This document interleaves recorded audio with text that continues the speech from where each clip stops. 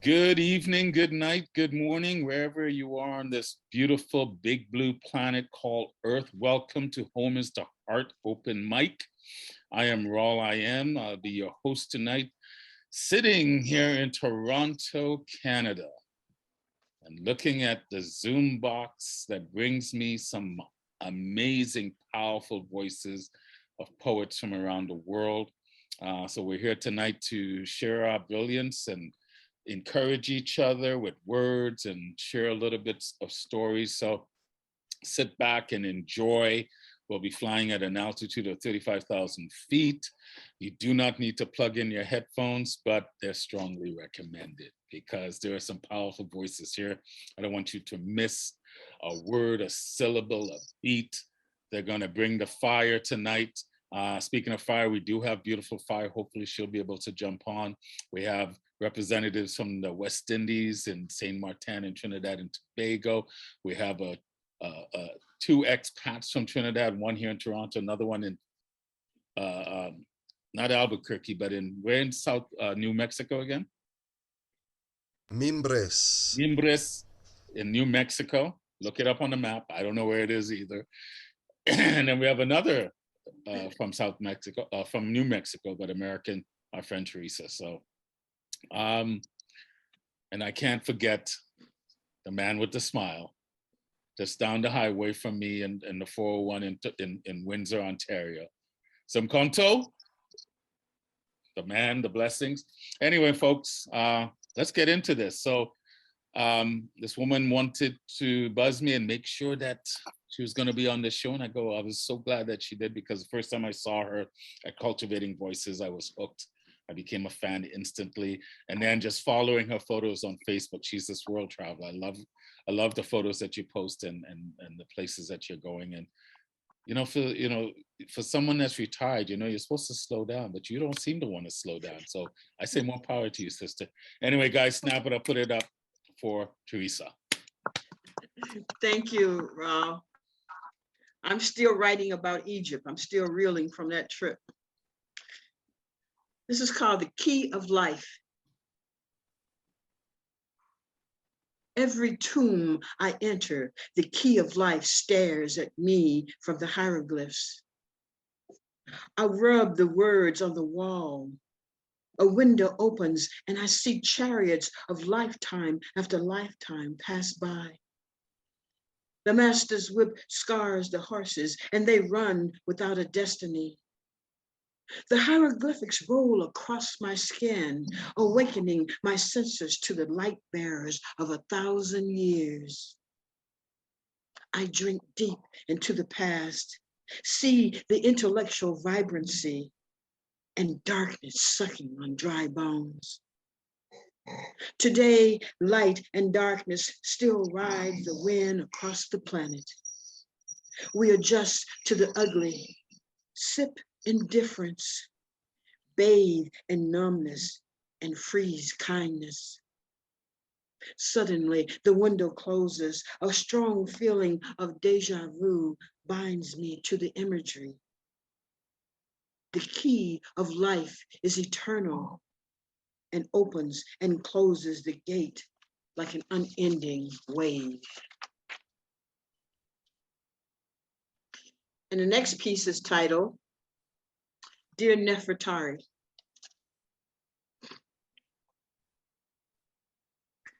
You stand out in my memory bank. Even the ancient Greeks paid homage to your beautiful prowess and intellectual power, with the gift of silver that stood out against all the gold adorning your body. Your tomb is a womb of majesty. Were you surprised to find out when your soul left the body, you could not take any trinkets with you into the next life? After 3,000 years, your tomb rose like a phoenix from the sand. You left a legacy of feminine power that screamed into the future. Many stand before your beautiful imagery in awe. Some read the hieroglyphics that sing your story. No men are in your tomb. The power of your presence is a symbol of the power of feminine energy given from the heavenly planes. Or was it simply Ramesses glorifying his most beloved of many females? He was busy, but always found his way back to your arms. He took your body, but never conquered your soul. How many times have you returned to earth to fight for freedom of the sacred feminine? How many times have you stood on the edge of the planet, overwhelmed with sacred water flowing from your eyes to bathe the sadness that nature holds? The last piece I'll read right now is called Mount Nebo Reflections.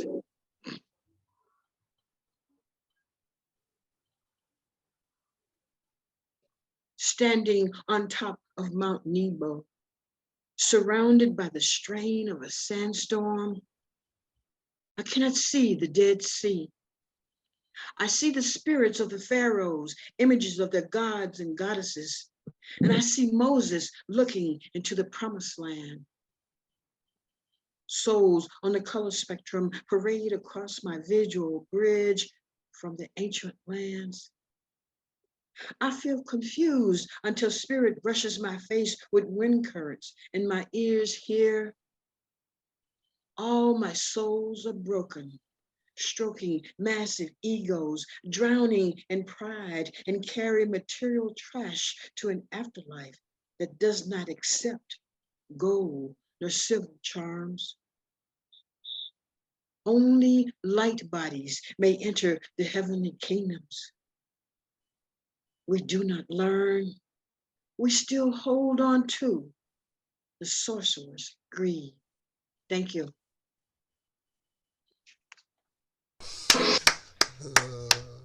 Yep. Man, I love It's that. Love your it's great. It's great to hear it directly as opposed to on that recording, Teresa. Thank you. It's been a while since I've heard you recite, and your words, the way you weave and craft the metaphors that you come up with, but then your voice is just this whole package. It's just, I feel like I'm listening to a storyteller, not just of this time, of past, right?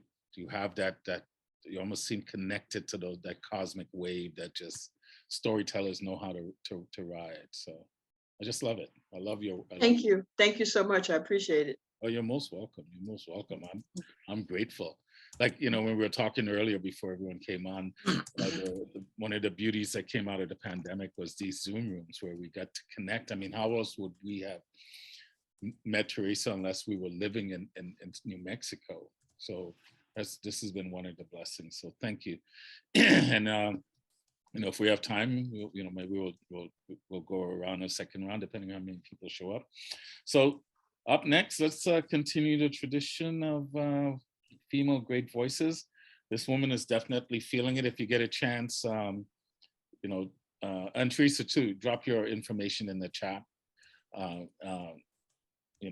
Whether it's YouTube and so forth. But this woman has definitely been feeling the reciting bug and definitely putting out a lot of videos of her reciting and getting stronger. So I'm very proud. When she gives me props, I do feel like a bit like a proud papa to some degree, watching her spread her wings and fly. Anyway, let's snap it up for Angie.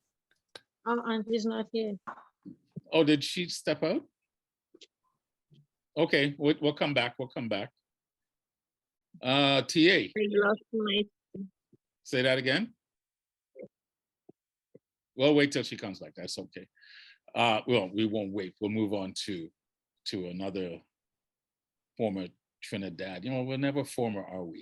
We're still from Trinidad. We just don't live there anymore. But Tia Niles, I met a few months back, and found out that we had much in common in regards to coming from Trinidad. And I think we said, well, we communicate. We might have spent time at the same school at the same. I think we did. I think we read the same hair.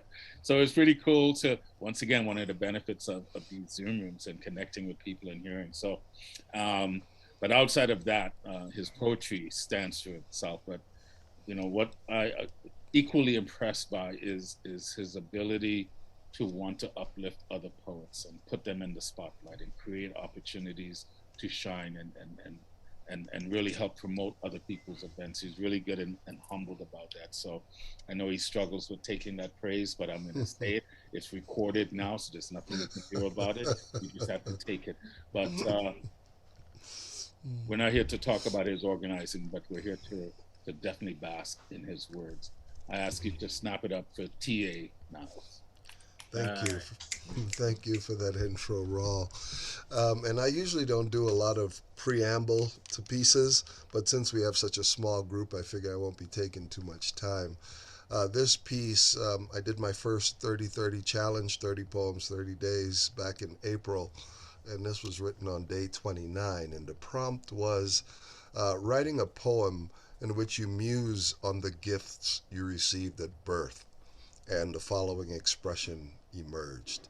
I titled it The Horse's Mouth.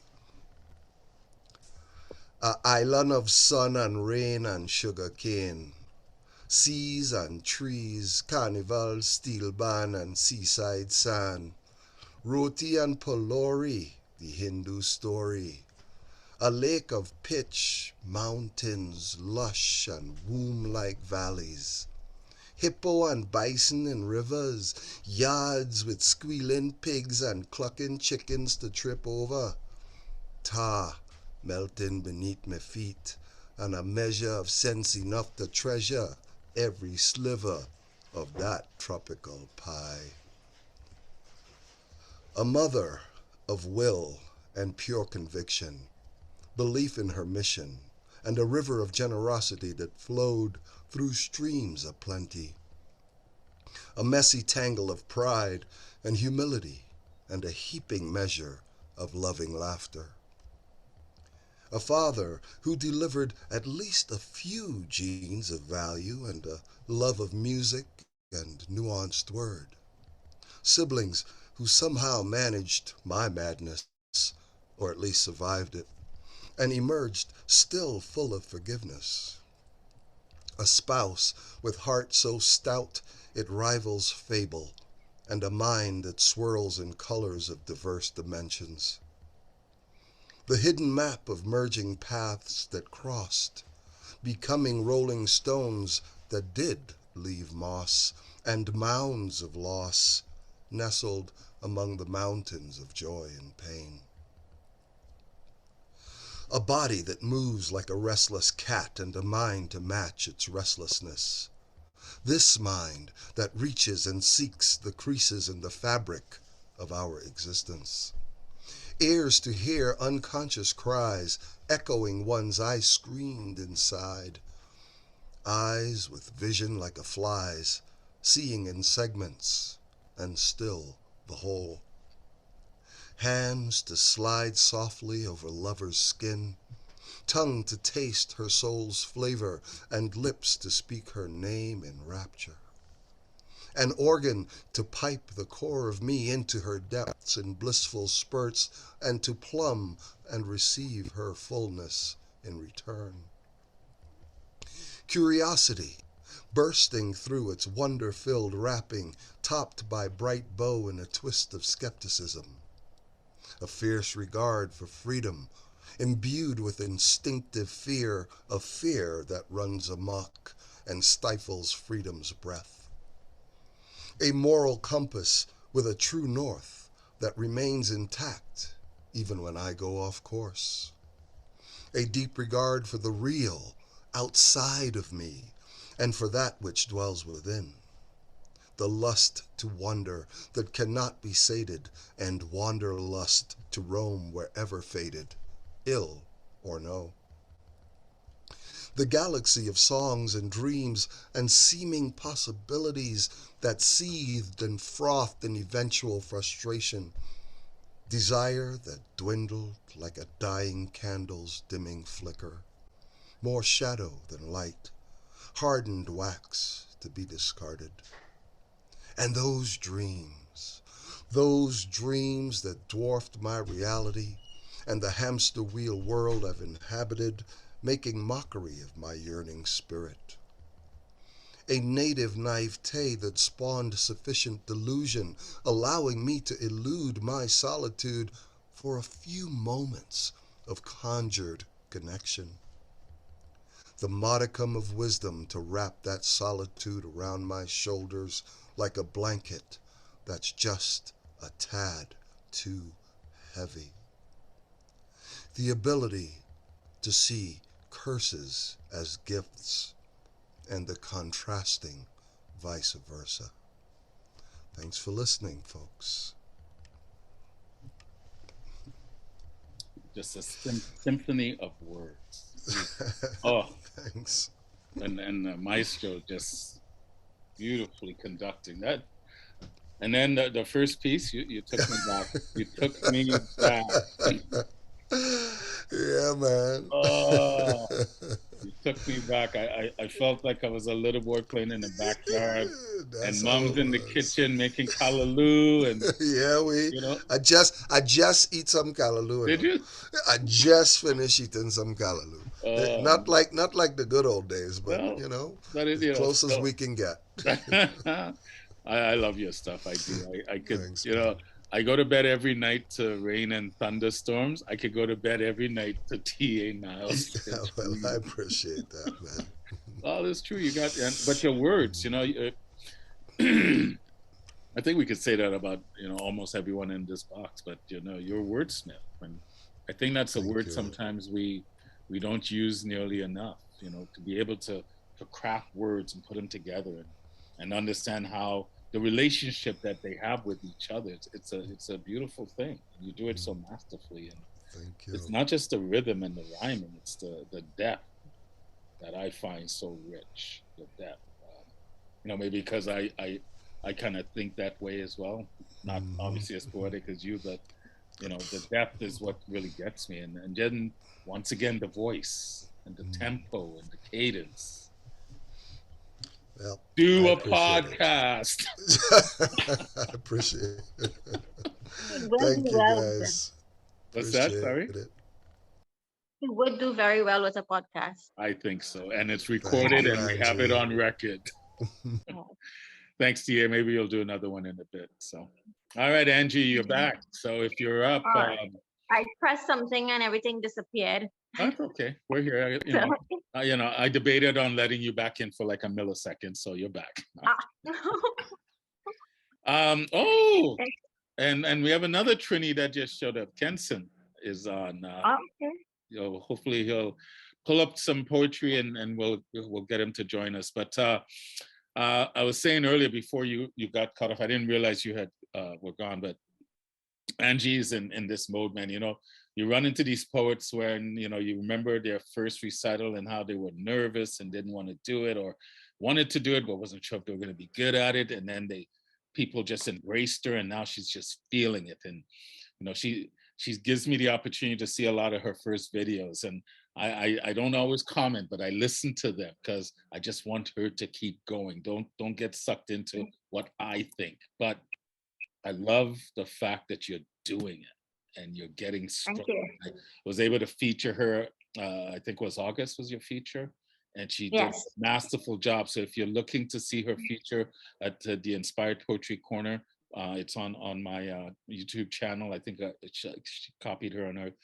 Anyway, I just love when a poet is feeling it. They're in that flow, that groove, and she's definitely in that. So snap it up, put your hands together for Angie. Okay. Okay. This one is called Longing for the Sense.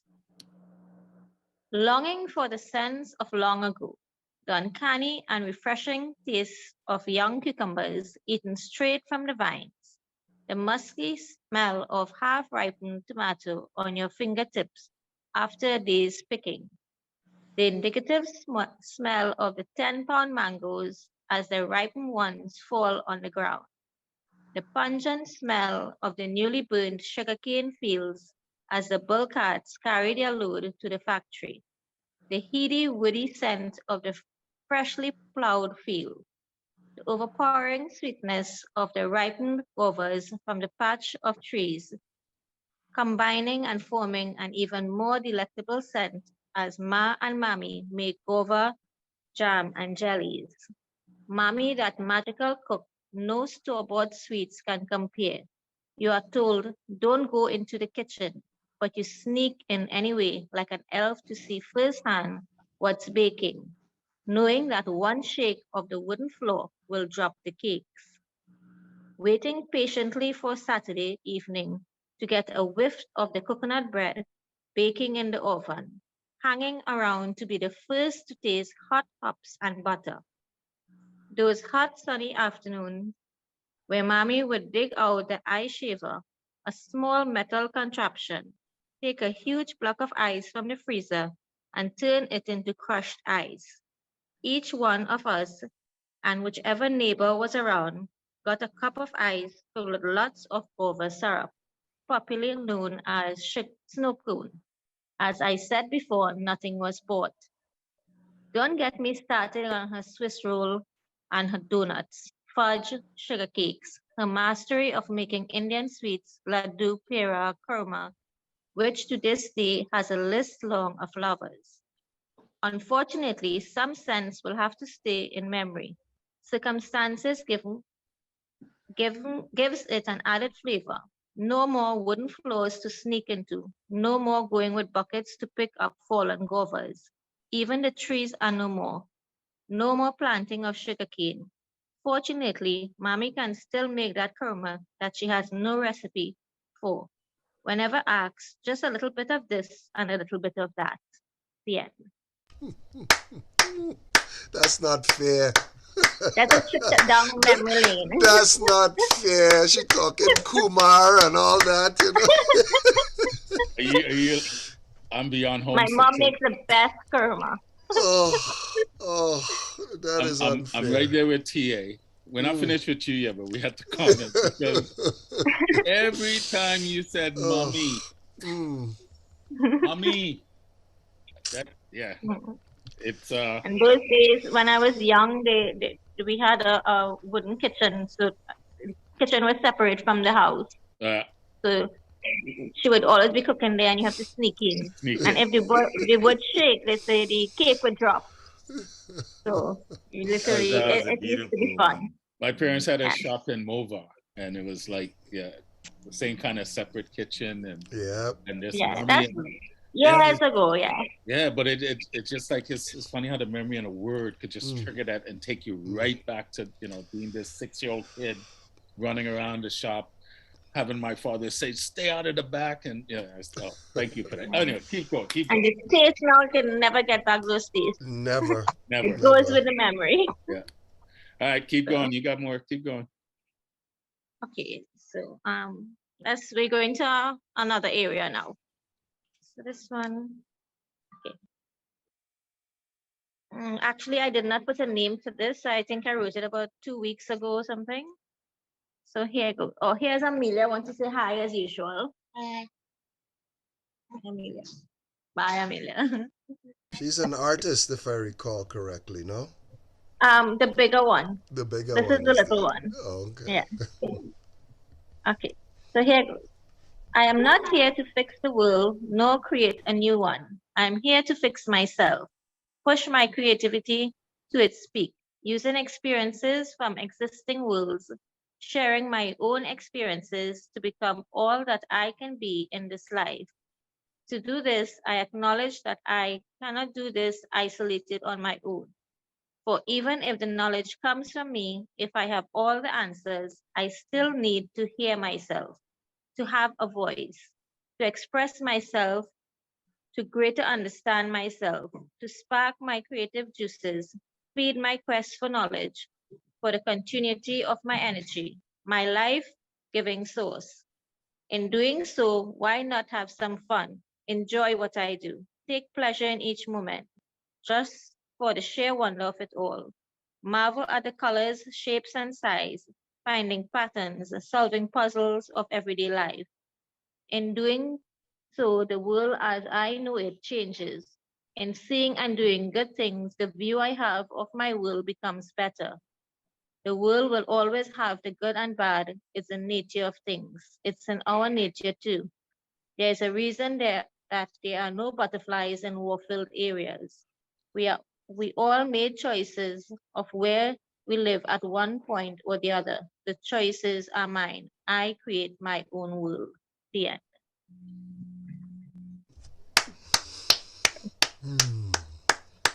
That's Angie. Want to do another one? Okay. Do one more. Simcom. Okay. I'll call. Okay. Yeah, you go and then I'll go. So this one is called The Fallen. The skies are crying for the fallen, heavy with the tears of mother. Black is the foreseen future, circumcised into unforgiven path. Ties that bind fading as love hungers propels. The color red blocking the strings. DNA cells are shoved together, unable to breathe. Rain does not quench the grief-stricken face of mother. Falls like salt on open wounds. Seeing, not understanding, the mysteries of life. Burns all future dreams. How does mother not know the cries of her child? Yet, being mother yearns to forgive, not forsaking the child. Pain hidden that only those bonded can know. Mother reaches out to be snapped, degraded by rage, uneducated intolerance. The now too much to bear, letting the strings go. The time has come, no longer a child. Mother stands alone in the fallen rain, with the prayer that the spirit of the waters will cleanse the world. The end. Unmute, guys. Snap it up for well done, Angie. I see different types of poems. First she titillated all my memory senses, and then she start messing with the head. Love that stuff, Angie. But it's always good to hear, I mean, obviously Tia and I are, a little bit biased because we're both from Trinidad, but to hear, poetry and get a taste of the culture through your words, and not just culture, but the observation of life and your beliefs as well, all woven into all of that. It's really great. It's great. And then the fact, like I said, the fact that you're starting to feel it, you could just hear it in your voice, in your words, and your writing, everything. So yeah. Thank you. Keep flowing, man. Keep flowing. Definitely. And next time serve it with some pylori. Oh, that's something I love to make. With the tamarind sauce, Tamarind sauce, snow cone. I love to fry pylori. And some snow cone with some evaporated milk on top. Condensed. So wait a second. What's the hot sauce from Trinidad? I know Barbados has windmill hot sauce. What does Trinidad have? Well, you see, I never grew up buying hot sauce. My mom made her. Exactly. Exactly. I can probably answer that question. But yeah, there you go. Here's another Trini. Good evening, everyone. So as well, at least everyone should know that the hottest pepper comes from Trinidad, the scorpion pepper, which a lot of persons is using right now. So it's not a particular hot sauce, but any hot sauce with scorpion pepper is the hot sauce right now. Wow. I could give him a brand name, Matouk's. Matouk's still alive? Yeah, it's still good, but my mother's is better. Mine too. Yeah, But to answer your question, John, that's a good one actually. That's a good one. Trinidad is definitely known for. How do you spell Matouk's? Moutouk, I believe. M-A-T. Yeah, M-A. Thank you for the question. Yeah, but it is good hot sauce. Okay, I'll try it out. It out. Just not as good as mom's hot sauce. Okay, well I tried the windmill, and I like the windmill, so I'll try. All right, well that's a good start. That's a good start. Not gonna. What I may advise though is that try not to purchase it from the groceries because they put so much of preservatives inside of the hot sauce. You don't get the same flavor on like buying it from the roadside, right, where there aren't as many preservatives and all of that takes away from the really nice blend and taste. Yeah. Kenson, we ain't have no roadside here, boy. Oh, sorry. That's what I grew up with, I be telling people about the oysters and the hot sauce you just put in the oysters and things, and they don't have that here. They don't have that here. Well, they I'm just don't sorry. have the food house. That's a good Well, one. probably Mabel. Mabel never failed nobody yet. So probably Mabel, that brand. Okay. All right. Well, let's keep going. Kenson, let me know if you want to recite. And CC just came in the house. Oh, Ashagra. Yes. The shaman Sure, of no words. He's problem. rocking a new look with the hat there too. He had the hair out yesterday. Come on, CC. Where are the locks, Going a baby? little Come on. bit country tonight. All right, let's continue. I think we need some more poetry and we need some more culture. Let's go back. Let's stay in the island before I bring on my friend from down the road. We just what's it? Earlier this month celebrated the Moon Lovers Cafe for Full Moon Fire. Our friend Marianne continuing experience of her first book of poetry. There was a brilliant experience of poets from, I think we had 16 different voices from 8 different countries, and poets and performers from the island of Saint Martin. So it was just brilliant, and I think it sparks an idea. So stay tuned. That's all we're saying, but stay tuned. And anyway, so let's keep the love going and the vibe flowing for Marianne. Thank you, everybody. It's so nice. It's just so nice to hear all these great poems about the neighborhood. I had something else in mind, but I'd like to share with you a couple of things that I'm working on for a manuscript that I want to call Rainbow Country, which is my island, St. Martin. First, a little piece called Swaliga Caress. Just a shorty. Swaliga is the name of our island. It means the island of salt. Swaliga Caress. Sugared rum stirs heart and blood. Pinch of lime greets salt-tipped tongue. Freckled fruit on madras cloth. Sugar birds seek soursop. Summer rain tattoos the palms. Sunset lagoon lit gold and bronze. Shorebound waves, sweet exhalation. Quiet island susurration. And that's the end of the first piece. And then I'd like to share with you Rainbow Country. And if you see me on Facebook or anywhere, you always see me posting pictures of rainbows and double rainbows. And we're absolutely blessed here. And it's truly Rainbow Country. When the first drops land on the windshield of my commute, I become a menace on these tropical roads. Not because the asphalt aquaria fill to overflowing, or the coastal road through Mullet Bay suddenly welcomes kayaks but deters my little Nissan, or the hillside has been known to hill slide into my backyard in cahoots with Big Mama Irma, the matriarch of climatic mayhem. But because I am known to be sunny, storms bring the chance to top up my cup, ever half full and expectant, like that swayed dog parked on the back shelf of my Aunt Nora's sedan. Head a swivel with every bump of our childhood trips. I have one hand for the wheel and one hand for the camera because I am looking for rainbows. Thank you. Oh, Yes, gotta you are love looking it. for rainbow. Oh, Smile that's is a beautiful. rainbow, right? Yeah, rainbow, rainbow country. I love when people are inspired to share about their surroundings and where they are, and have the ability as well to make us feel like we're there. So, I almost feel like I already know the Big Bay and so much about St. Martin's, and I just from talking to you, and I haven't even looked at any pictures yet. So it's really cool. Thank you so much, and my poetic wife, and thank you for the. Sorry.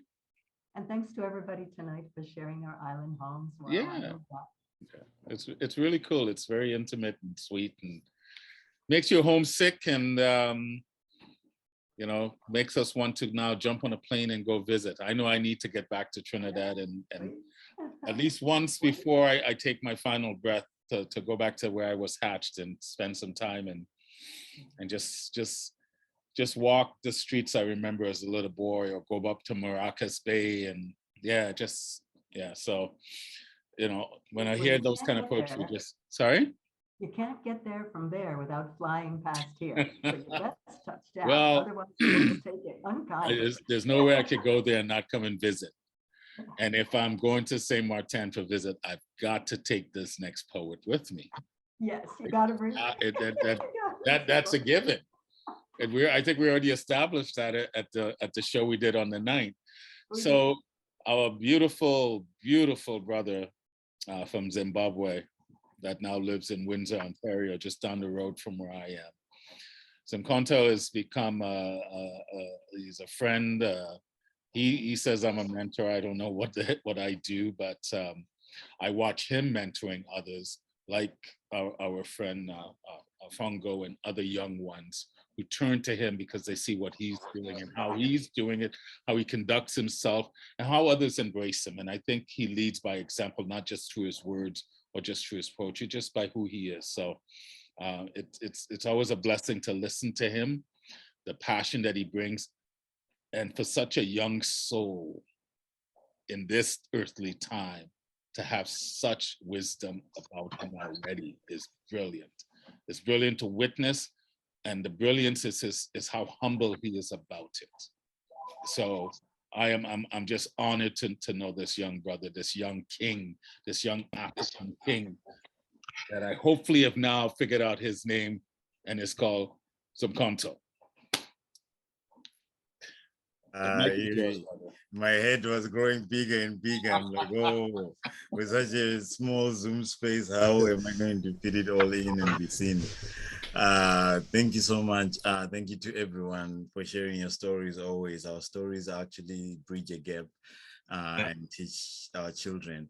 So when we connected at 7, and we're talking about the show, I just started free flowing this because today is International Peace Day. I did not recognize that, but it is also the day that my daughter was born and died. So I was busy just away and thinking about her. I always try to bring it into my own focus. But the international peace thing caused me to start free flowing an hour ago about this. Okay. There are some poems that do not speak because they are too broken. Like how I wished my dad was still alive, but I just recently saw him. But nothing about his breath said awoken, because he was never dead as in dead, but dead as in dead. Are you there? Kind of dead. My father is a hero from Zimbabwe's war of liberation, which explains why my tongue has lacerations, not only from the clicks of my native tongue, but because over the years I speak to him with words that stop. Hello? Sorry. Can we mute, please?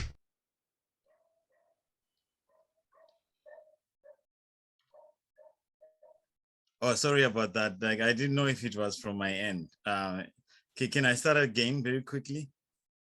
Yeah, definitely. Hold on. Can everyone just make sure you're mute? I'm trying to mute people. And don't feel bad, it happens. We'll just start over. Oh, okay, yeah. So sorry about that. Okay, you're good to go, brother. Okay. Yeah, start again. All right. So there are some poems I do not speak of because they are too broken. Like how I wished my dad was still alive, but had just recently saw him. But nothing about his breath said awoken, because he was never dead as in dead, but dead as in dead. Are you there? Kind of dead. My father is a hero from Zimbabwe's war of liberation, which explains why my tongue has lacerations, not only from the clicks in my native tongues, like But because over the years, I speak to him with words that stop bullets in my speech, so they cut me as I silence myself, because he has been shot enough.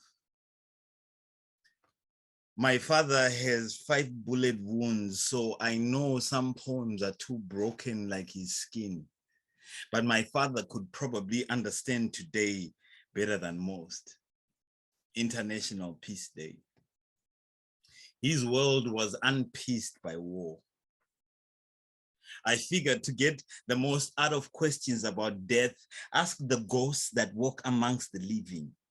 The ones for whom receiving checks for their wounds seems like opening them again. The ones you catch at the edges of bridges, throwing away every banknote after banknote, whispering quotes from the dead whose names they have sworn to uphold and not betray. I spent my childhood days prying deep in my father's gaze until I built a maze that led to the first gunshots that made him remember that his body is not the same as the skin of the trees he used to hide behind. But like those trees, like the skin of them, I held his skin together, unknown, unborn, out there waiting upon my own wars. His was beautiful black skin that caves to bullets from angry white men. And I suppose that is why I love trees. As a thank you present, thanking the forest that each chorus of gunfire was hushed by pot-bellied African trunks that knew that guns sometimes speak too much and silenced them, like how I silence my tongue when I speak to him. Tree hugging every tree stump that silently read obituaries to those young men who slumped over it, dying, and my dad had to walk crying.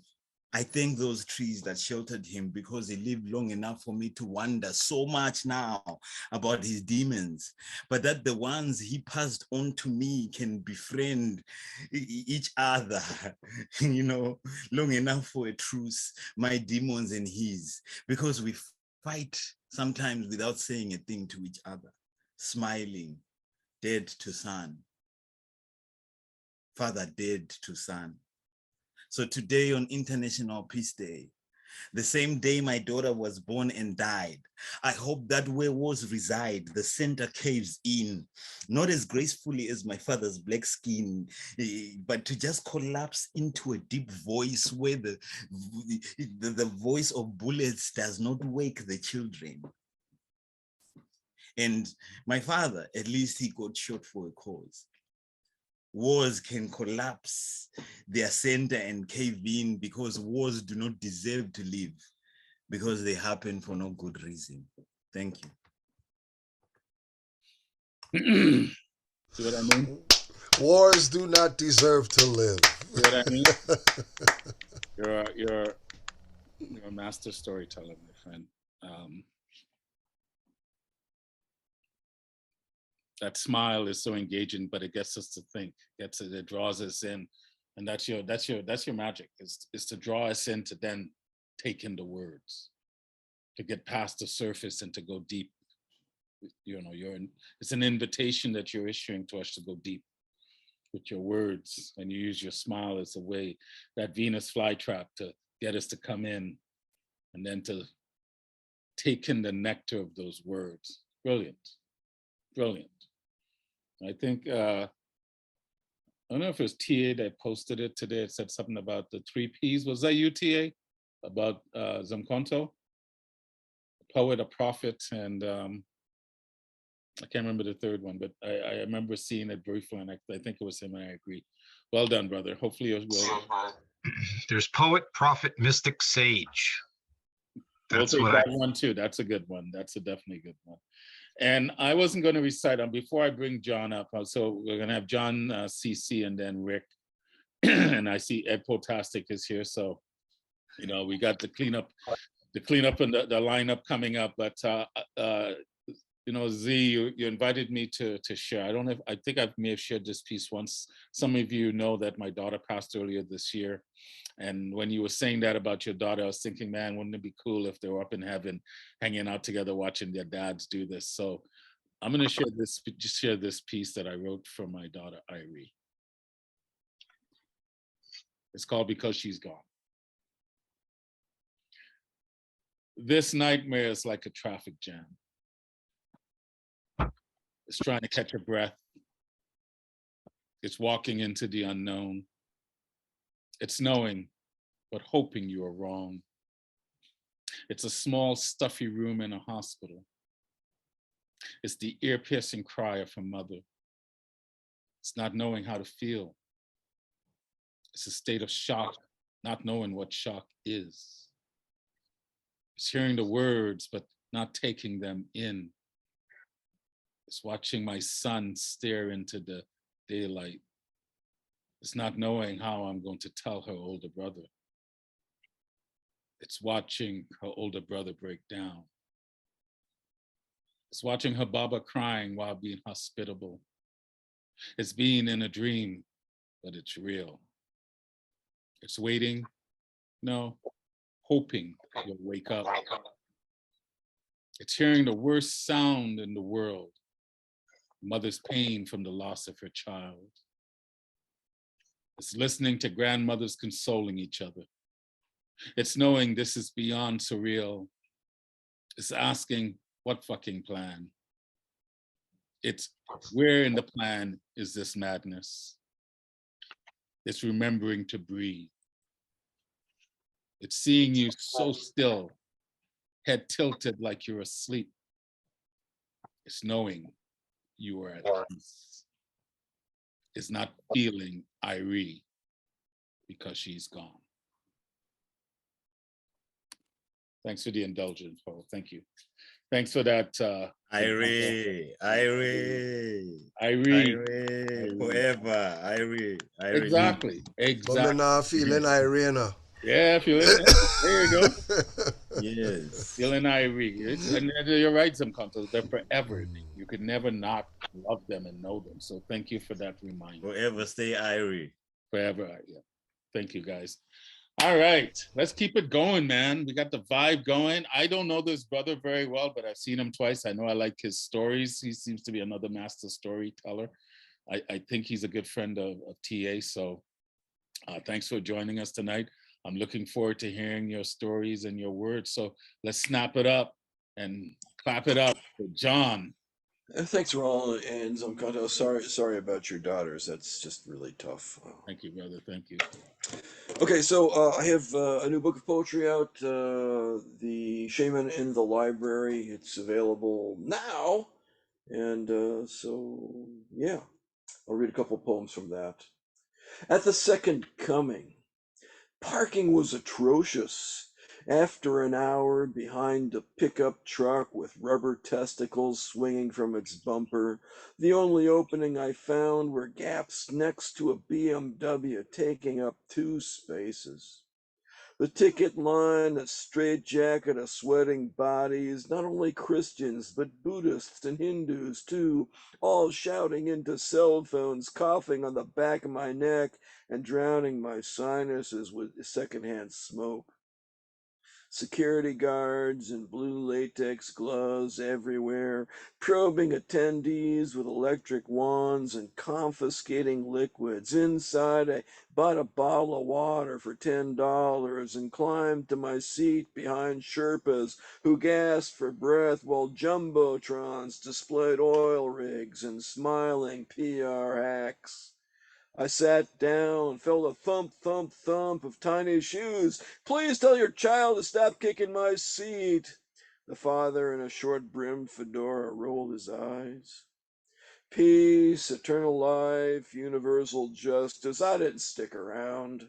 There's nothing a crowd can't ruin. Here's one from, January of 2017.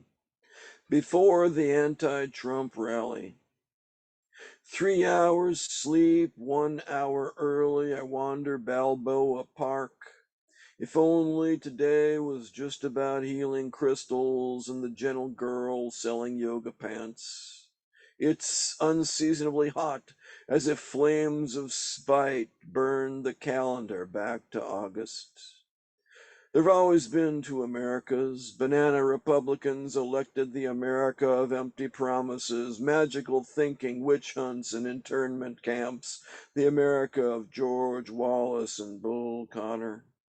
Little hope for a country this far gone. If I'm lucky, a lonely exile of plantains and fried yucca. The bureaucracy of overseas visas so disheartening. There's a Japanese bridge in the gully below the tea garden. Up ahead, a Baroque tower and gold-flecked dome of lapis lazuli. I'll miss this place, its people, my language. One protester shot in Portland, my bulletproof vest too bulky for today. 10 minutes left, no time for the model train museum's miniature world, a world more perfect than this. I backtrack toward a perilous future. Thank you.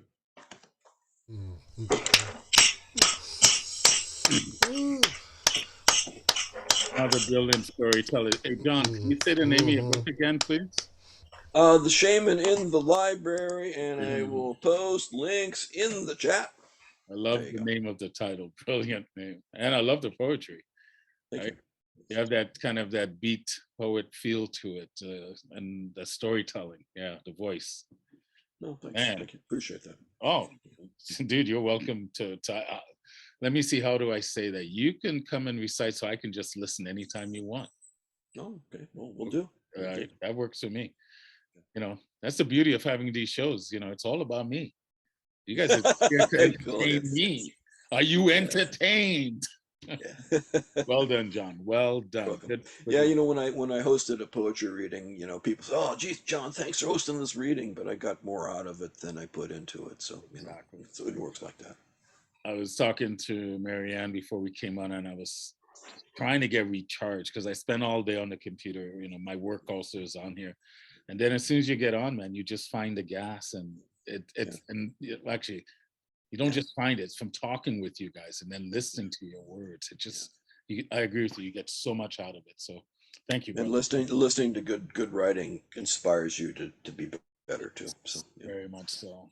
Well, I mean, you look at the faces in this room, and just a powerhouse of potential. Anyway, speaking of moving from one powerhouse to the next, I don't know if he's changing his look. He's going for the cowboy feel. Maybe it's a new area in his life, but we'll welcome anything this man does. You know, he's been writing poetry, gosh, probably almost half my life. He is the founder and conceptual creator of the Human Room Open Voice, which is a venue he's passionate about in regards to making sure that free speech lives and artists have a venue to continue being free. And I think he's walked with some great people all the way from the state of Connecticut. I got it right this time. Not Greenwich Village and anywhere in New York, from Connecticut. They just simply call him CC. Put your hands together, guys. Dazzle us, brother, dazzle us. So sometimes you meet a soul that is just too light to see. You need not hold the pour of this love. Let it drown you. This death is your friend. Mbonisi, you made me write that just now. That was new. I'll post some stuff in the chat about what's going on with the Human Open Voice and some other good stuff that's happening.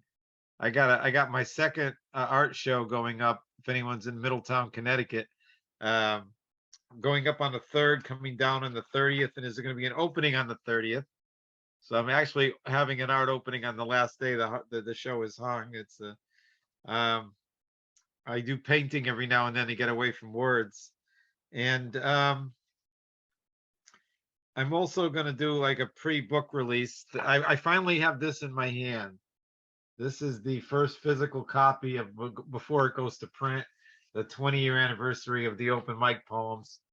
And but because of what I just heard, I want to read from my manuscript. Before I started the Human Room, the Open Microphone Poem Series 20 years ago, I was on the threshold of publishing The Oxygen Garden. And it's edited by a guy who had a master's and a doctorate in Latin.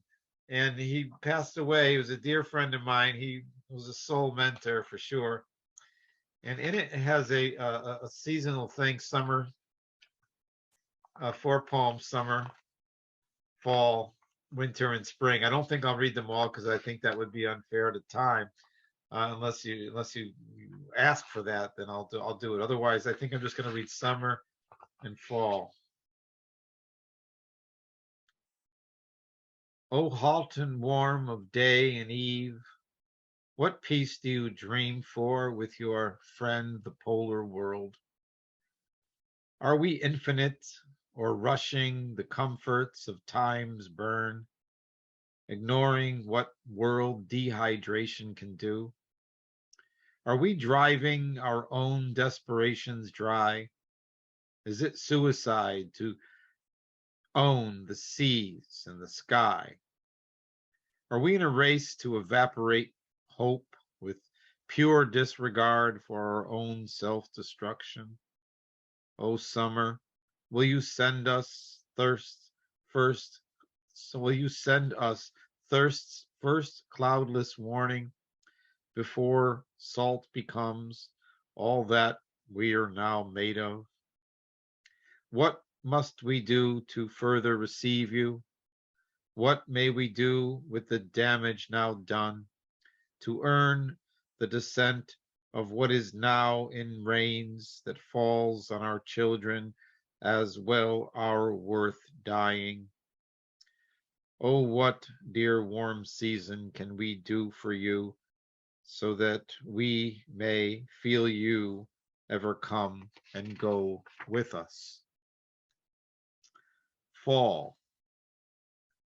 O fall of existence, please teach us all just how the endings live on. Season our fears with a peace that the globe feels. Leave us all human in time. Teach us to mirror a live giving back life with humilities that ground you, so thankful by nature. How to die truly grateful and without pain within you, and how to be giving to soil beneath you with no superiority over that which supports you, with deaths that are grateful for life, with a shivering cold that shines on regardless, with what frosts and freezes yet always retains hope, as you remind us with your annual lessons, giving fair warnings that bear the truth for all the balance of earth and her gifts.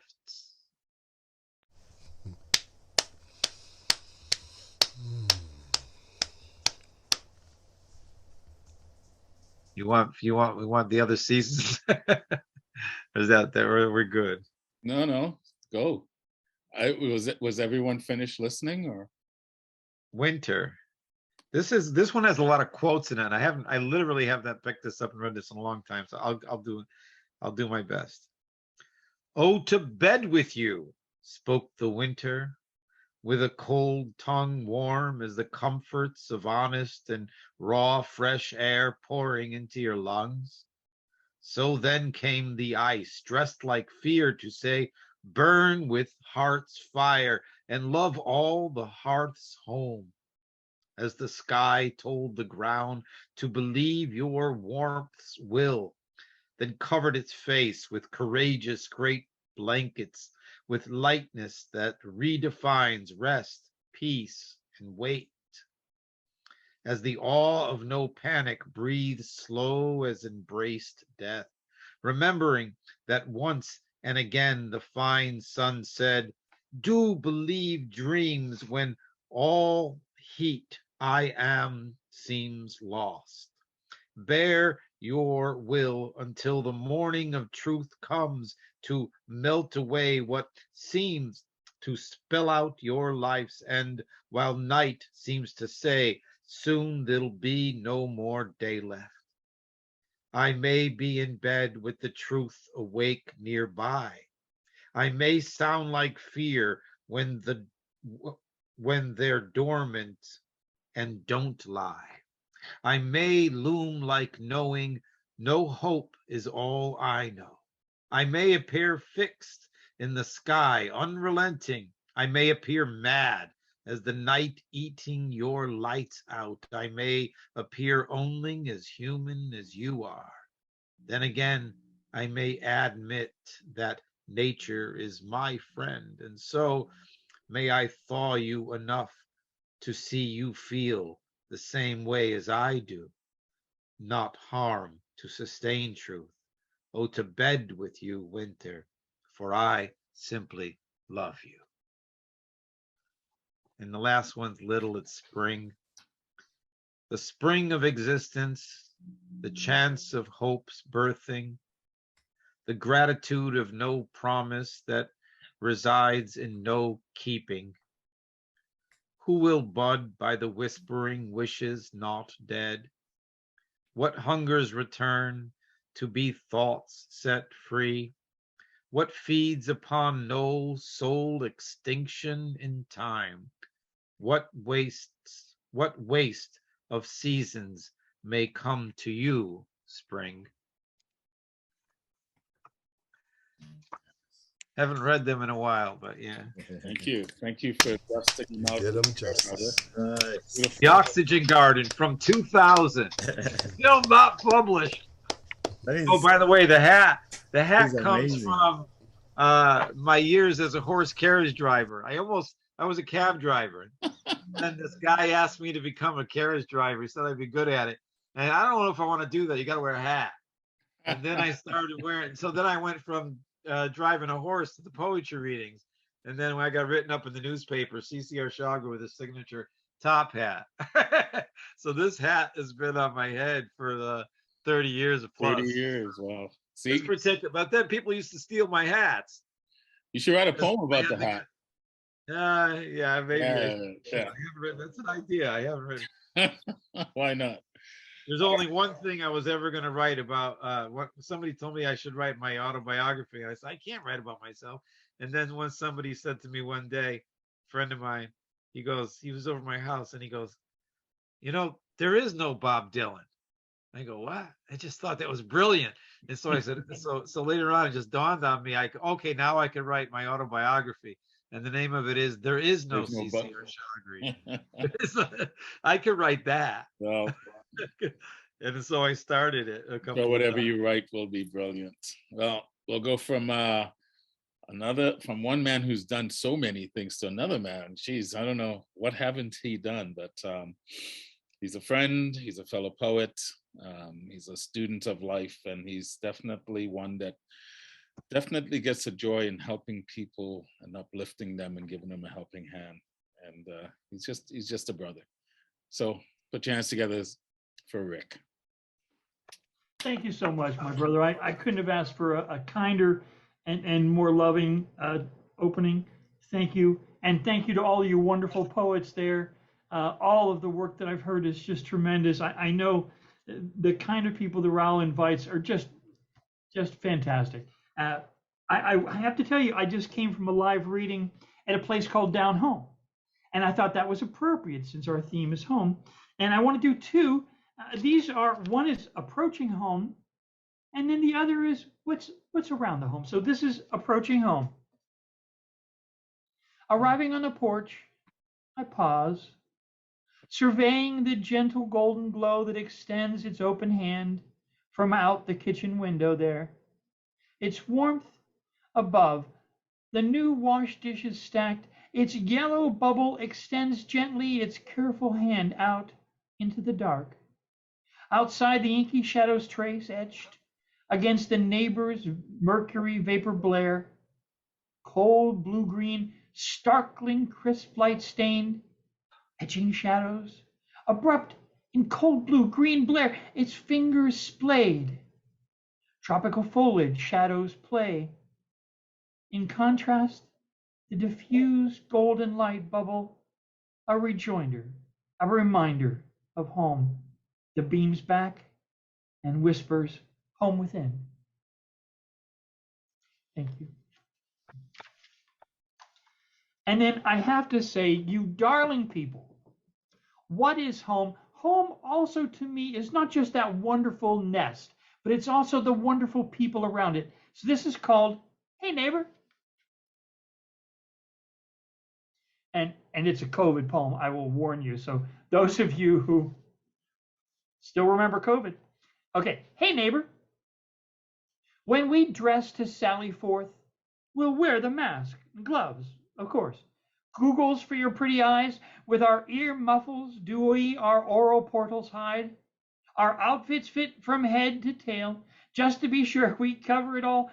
We can't breathe Corona's aromas store, the provend of men and women more. And when we adventure out in all timidity, out to stores in our vicinity, that our larders might hold more than damaging spores and empty jars galore, we scrub the stuff upon its arrival, since we are occupied with our survival. We observe such gallantry, an area of 16 feet exemplary, like isolated charges held in the penitentiary. Do we our neighbors' feet so avoid, no stepping on toes or bumping heels enjoin? And we few are in our shopping are employed, barely whispered greetings, eyes averted, scant enjoyed, all so remoted, as we our petty burdens toted, our pleasures plundered, from social graces split, we can't even enjoy an outdoor sitting shift, with some chum of bygone days to rest, when in our every amusement we're now betrayed, no jest, no zest, in the hollowed gallows pressed, if a visiting neighbor beckons, the viral potential now is reckoned. A shouted greeting across the yard, 'cause breathing closer now is barred. One day when old Corona begins to lapse, and no more troubles are each synapse, each several nerve frayed to its collapse, will wonder about these separate pleasures, once a burden, now a treasure. Thank you, my friends. Oh, brilliant stuff, my brother. Brilliant. Unmute, guys. Unmute. Gotta love it. Beautiful images. Other powerful An voice. honor to be among you. Oh, Beautiful images. honors. Yeah, thank you. That's the word. The images, the words, the conjures up. It invites the imagination to play along. Right. Beautiful. Thank you. How was it doing a live reading tonight? It was interesting. It was a very young college crowd, and in a funky old bar that's been around since the 20s. So it really fits its name down home, and a very, very young college crowd. So a lot of, kind of teenage angst and that sort of thing. But it was a marvelous show, and I really enjoyed it. I'll put up a couple pires later. Thank you, my friend. And before Your you go, hospitality is always. I don't know if you poets are into Shakespeare. Richard puts on these, I guess, Zoom plays. Let me call them experimental Shakespeare. Thank you for mentioning that. I wanted to, because I'm really looking forward to it. So if you tell us about it while we have everyone here. Okay, if many people think of Shakespeare as like this plaster statue up on a pillar. The guy was funny, and you got to think about it for a second. Most of his audience was illiterate. This is not a highfalutin guy. This is a man of the streets. This is vaudeville from 1500s. Now, here's what we do. We invite people from across the globe. Okay, so don't think, oh my God, I can't speak in Elizabethan English. Hey, screw that. This is just fun. We're doing this for fun. Remember the expression, the play's the thing. And I've had 90-year-olds, I've had 8-year-olds, I've had 20-year-olds, and I've had 45-year-olds. I've had polished actors, and I've had people going, but that's okay. The one rule that I have is that you don't criticize anyone, no one corrects anyone. It's just for fun. Now, to add one more wrinkle, and this is, to me, this is my favorite part. Instead of, the casting couch or picking among your friends for the cherished parts, what we do is we do pure chance. I put a grid up of numbers and you just pick a number and that gives you a surprise part. So if you think you might have some fun, I tell you, if you think you're gonna have fun, you're gonna have 10 times that much fun. So we're doing it October 1st, and I'll be glad. I'll put my email in there if you're interested at all. It's such a blast. You'll have a ball. Tell me, and you know, only bright people, only good-hearted people come. So you'll be among good-hearted people, your future friends. Thanks so much for mentioning it, Rob. Oh, you're most welcome, Rick. TAs, I'm Conte, you got to do it. I'm doing it, and I'm looking. I actually did. I got my part. Oh, I know the part's name, and I did some research, and I saw, and I'm like, okay, I'm ready. Where is this? Where? It's virtual. It's in virtual space. It's virtual. Yes. Oh, I could travel that far. Yes, you can. You know, I've been doing these. I'm doing this. I'm doing this. Well, if you go on my page or Rick's page, you'll see the Julius Caesar call for and you can reach out to Rick. It's on my page or Rick's page. So I'm looking forward to it. I haven't done Shakespeare since probably high school, and I think we did, if I remember correctly, we did Merchant of Venice and Othello. I can't remember. So I'm looking forward to this. I'll bring the dog. Shake was born. It's a pity that Caliban isn't in Julius Caesar, though. No, we just. It's a pity that Caliban isn't in Julius Caesar. That's all I gotta say. He was in our last. We did Tempest last.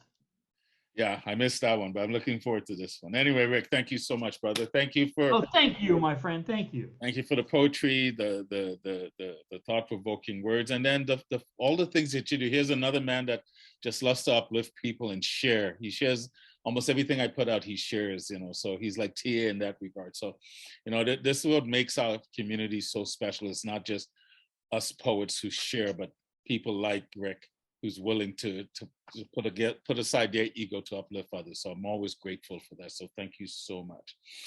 And from one great to the next great human being, this brother, everyone knows him as he's a rhyming poet at Potastic, but man, as much as I love his rhyming abilities, I love when he does his serious, deep stuff. So it just makes it seem so much richer, his rhyming, because he's just brilliant. Anyway, I'm gonna shut up because I just love when he can bless us with his presence. Anyway, I gotta shut up because you need to speak. So anyway, put your hands, snap it up, guys, for Ed Potastic. Please don't please never shut up. Please, I don't want to be your stump. Thank you, everyone. I hope everyone ready for some fun in the mood of the sun. Great, the fun is yet to begun. You're a little bit, your audio is a little, am I the only one hearing that, or? Yeah, the audio is you sound very kind of canny, nasally, the audio. Oh, distortion. And there you go. I think you just got it. All right. Sorry about that. That's okay. Yeah, I'm sorry about that. Please never shut up because I don't want to be your stump. All right, my name is Ed Potastic. You're feeling fantastic. Please get a time to join my rhyme for Office Sublime. I got two pieces, so they're going to rhyme. My first piece is called Gray Haven. So you sailed away to greener days.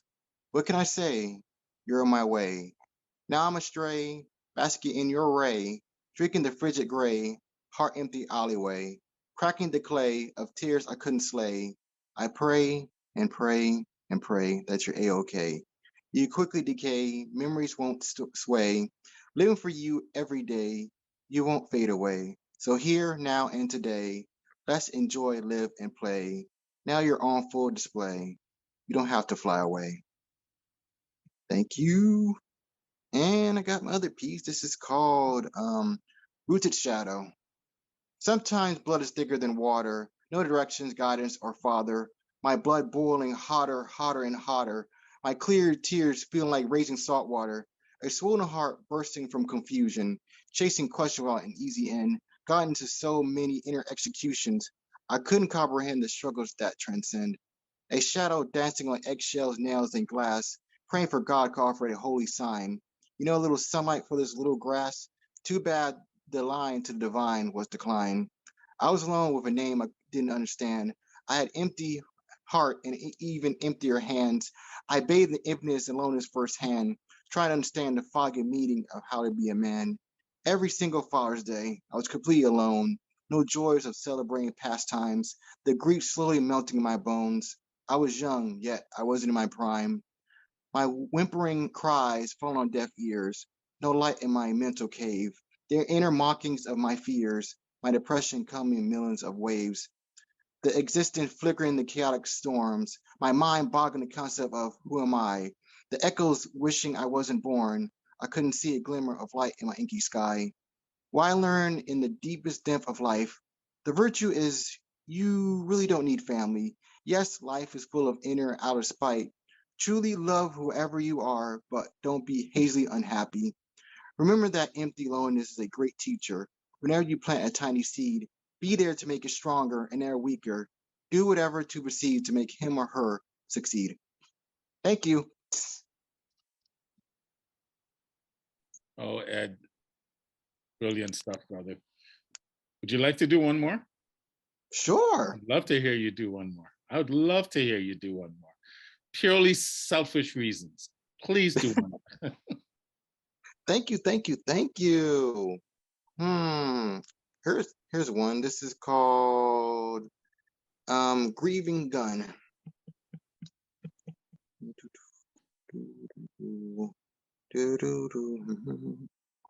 I found it.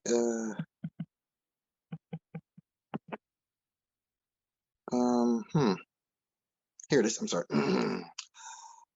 Full of a name, a foggy mind, common sense tossed in flames, innocence corpses left behind, a pool of crimson, a flood of emotions, a frigid, hungry gun, names tossed in the ocean, a crying monster, a trail of blood, remorse from a butcher, stings from a billion suns, empty flame of hearts, a river of tears, guilt shooting darts, the sounds are here, a collage of faces, time stands still, dark empty spaces, the inhumane chills, screams of justice, silence of deaf ears, ignorance is bliss, sadness draws near, memories in twilight, words left unsaid, darkness in hindsight, regrets left dead, tears in the streets, loved ones with angels, bodies covered in concrete, feet full of anvils, lives taken away, coffins become full, days of decay, one bloodthirsty fool.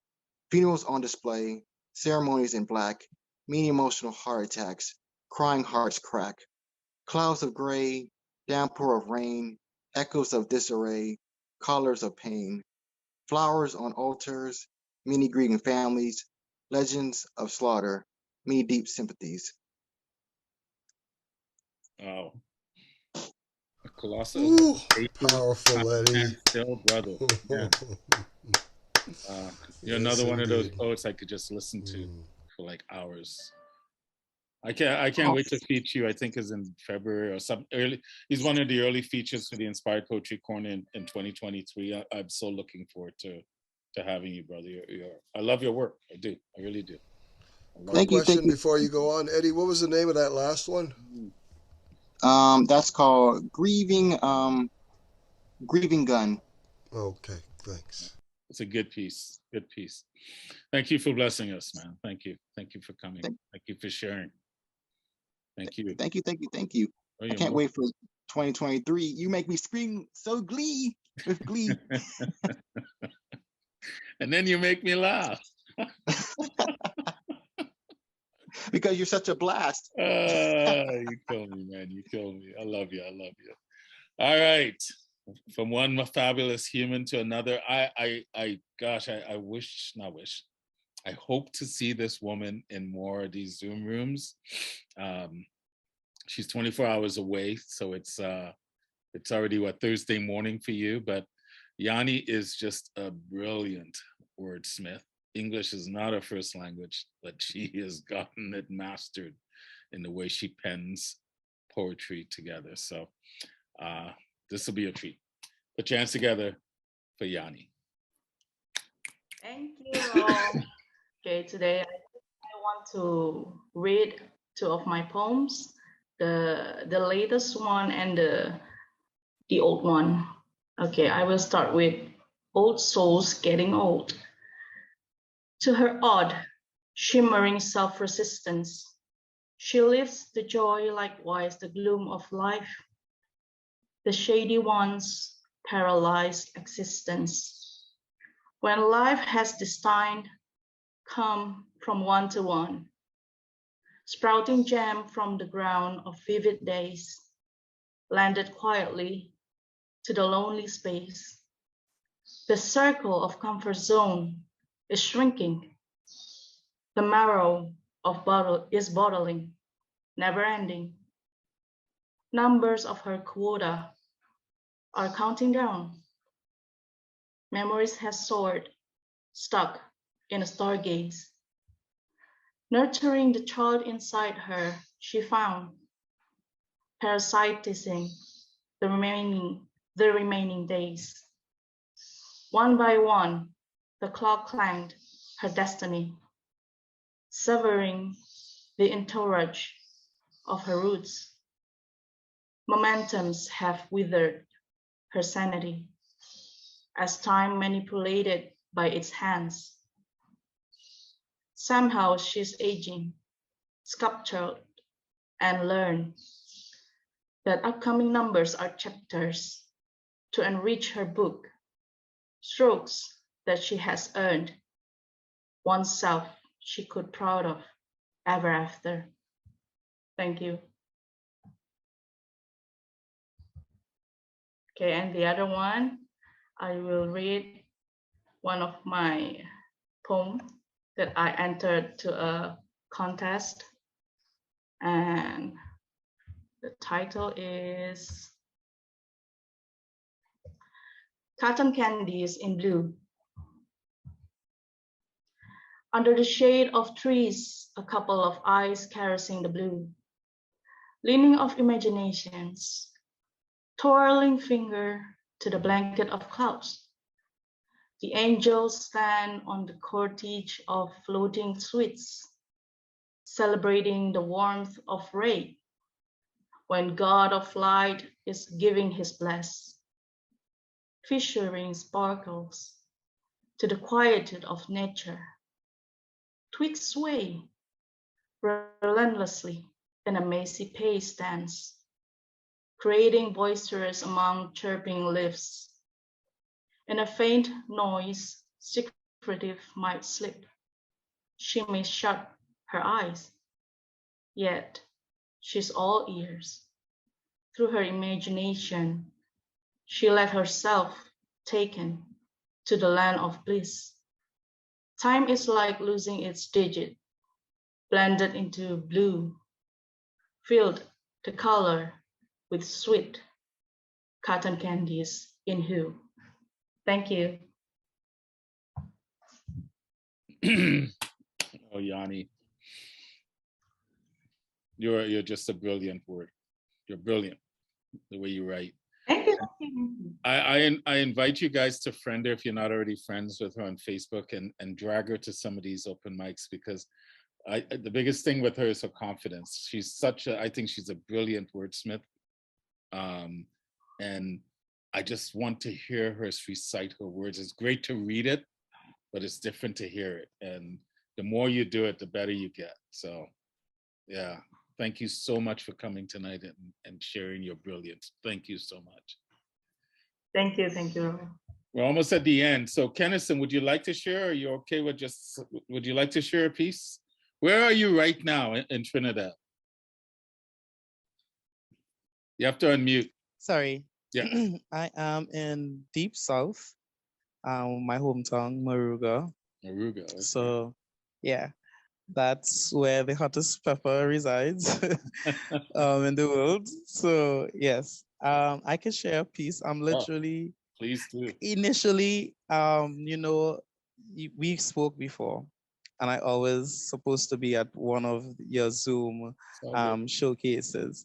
And for some reason, I've just never making it. Something always happening. And right now we are experiencing a storm, hence the reason I'm in my jacket and whatnot. So I was just like, I have to, even if it is I have to make something happen. I'm gonna have to make something happen because I hate to disappoint. But now Well, I'm listening to hold on, these hold on, pieces. hold on before you go on. There's no Mhm. disappointment. I trust people. I trust those that show up are the ones meant to be. I don't think you get up in the morning going, I'm gonna piss roll off today. I know stuff must be going on, so I'm not worried. But I appreciate you saying that. But we're good. Trust me, if we weren't good, I wouldn't invite you back. So I've heard this young man, and he is a young man to me.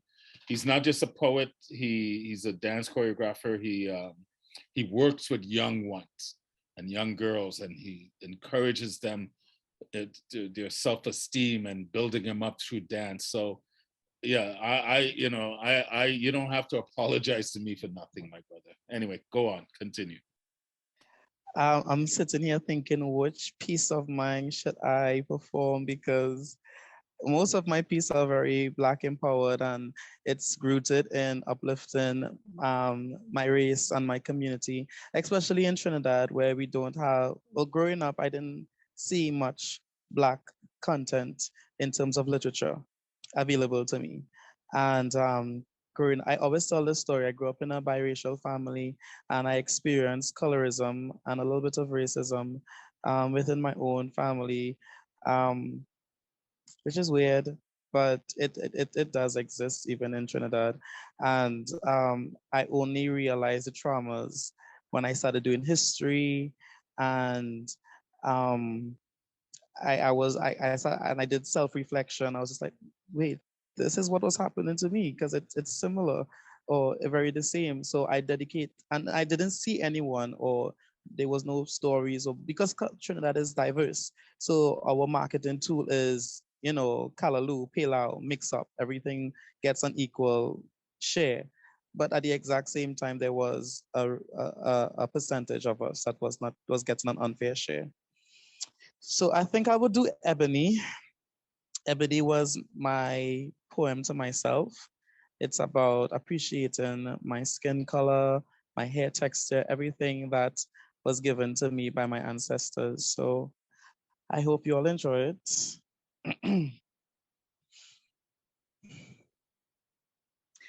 I believe I heard a Black girl say that her pretty hurts.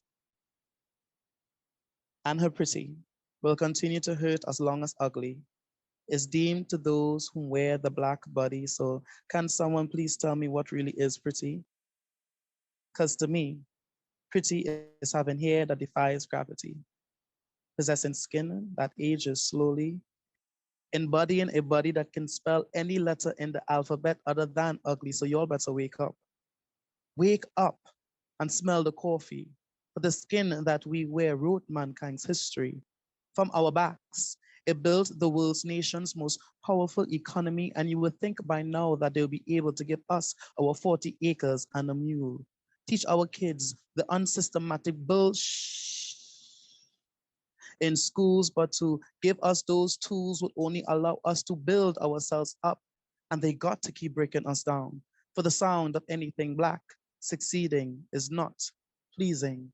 So let's forget their plan A and let's talk about their plan B, where they allow colorism to consciously creep into the cracks and creases of our cranium to cause chaos, as the caution tape lines the carcass mouth of those who knows the truth, because that shall surely follow them if they dare speak it. But truth is still truth by any other name. So why should we be ashamed to walk the streets in our dreadlocks, our bantu knots, our dashikis, and our afros? Are we still too scared to show how beautiful really is Black? Now I get it. I too have seen the cotton trees and the strange fruits that hang from them that look just like me, swinging low or up so high as these bitter tears leak from my eyes. No longer can I deny my past self, for a better gift can one ask for to know where he came from. Thus, the road to which he's heading would be easy. Trust me, the epitome of Black beauty is the living embodiment we see staring at us from the mirror, screaming, Kenson. To love oneself is in vanity, it is sanity. To love oneself is in vanity, it is sanity. To love oneself is in vanity, it is sanity. So Y'all can spare me the degrading conversation on what really is pretty, because pretty only seems to hurt me and only me when I wear it black and proud. Oh, how we just overshadow any crowd by just our presence. And the question how will forever leak from the lips of the ones who don't understand we or able to grasp a whiff. Just a whiff of the Trinity that lives inside of we. That is when you know your worth and you have it manifest into your own comprehension. So never shall we ever, ever, ever, ever again have to shy away from our own reflection, for we are all walking temptations amongst envious eyes. And as they try to internalize us as beings, they can't. They don't possess the key to unlock our ancient rhythm. For our soul screams freedom, for we are free. And free from slavery, I willingly mark my territory with our ancestors. Egungun, Afo, Ashe, they shall make a way. Relentlessly and without doubt, Black people, most powerful weapons exist in our mouth. So don't make us make a call to home. Because trust me, there ain't no corruption unless Africans congregate and start a vibration so you can keep your version on what really is pretty. Because no longer in this 21st century shall I or shall we ever allow it to affect you. Because you want to know why? For our Black is indeed beautiful. So that was Ebony. What the hell do you ever have to apologize for? Oh, it sounded like it was my birthday as you were saying that. Like this was meant for my birthday. Wow. Wow, amazing. I've heard you recite on video. I mean, this is kind of video, but you're live. And man, I'm sitting here just grinning, but the depth, the conviction that you share. It's like your Blackness is in every word. And it's not boastful. It's not saying I'm better than anyone. It's just saying I am here. And it's an invitation to see all of you inside out, turn you inside. Yeah, brilliant. Thank you. Do you have another one you can share? I can. I don't want you to, if you want to, but would you guys like to hear another one? I think the crowd's saying yeah, so please do one more. Sure. I recently did this piece. I don't know how to explain it in the sense of I wanted to say to my people, because I know in different areas, different parts of the world, it means different thing. But the N word, it means different thing in different countries. But for me, and for what I would have studied and learned, it's a complete no, anywhere, everywhere. And I remember writing this piece because I just started to hate the word so much. And the more I became invested in history and wanted to be, solidify myself as a historian in my own right. This word, I was just like, I can't be a poet unless I address this. So I wrote this piece called Unchained. I hope you all enjoy it. Okay. They called me a name, and I knew it wasn't mine, but somehow it belonged to me. They called me a name, and I knew it wasn't mine, but yet still somehow I answered. And like deja vu, I have heard it all before. It called me out by every friend's mouth, exclaimed my name by those I cared nothing about, insulted me in the face by those who wore my very same face, followed me in the streets like a stray dog looking for a brand new master. I mean master. They called me nigger. Expensive designer shoes, heavier than what my wallet can pay. Pants lower than a preschooler's education. Don't care what these elders have to say. I have seen death so many times from dues niggas forgot to pay. I have seen their spirits lift from their bodies like water on a hot summer day. So nigga, you better step back, because my Glock is always ready to attack at the ones who disobey, even if they look just like me. The code of the streets is what I live by, where the white line separates the two black sides. So don't you backslide, because you would slip on that bloody brick road. For the only test you are allowed to pass is a statistic. So study well on a quick fix, that they have convinced you will fix this. In a realm where bodies lay when angels and demons all come to play. The crowd is stunned. The questions have only just begun. Would Akil Phillips' life been saved if he only knew the Psalm song? Would he even make it to 21? There is a curse on all young Black ones. If one can call to someone and no one can come, then something is seriously wrong. We are not strong unless two cannot become one. So don't be mistaken, because masters may make mistakes in their masterpieces. But please make peace once your mistakes are made, before the Pied Piper's price is paid. Trust me, there ain't no luxury in poverty, and he loves the sight of company. So please, don't you be fooled. Unshackled chains are being locked again, locked by the men who conceptualize them. They send negative energies our direction, and with open arms, we welcome them.